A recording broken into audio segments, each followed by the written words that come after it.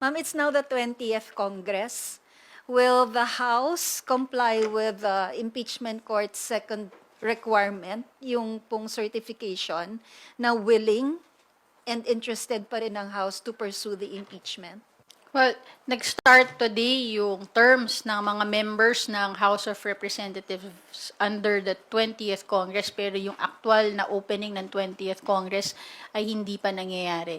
Definitely, tutugunan ng House yung kanilang tungkulin.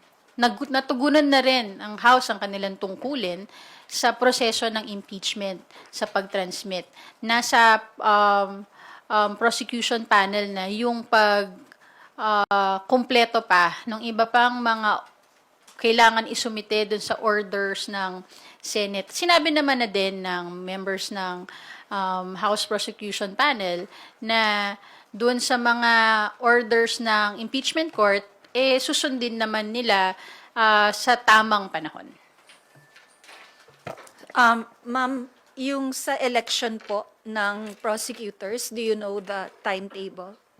Wala pa akong information tungkol dyan. I would assume pagka nag-open na ulit yung 20th Congress.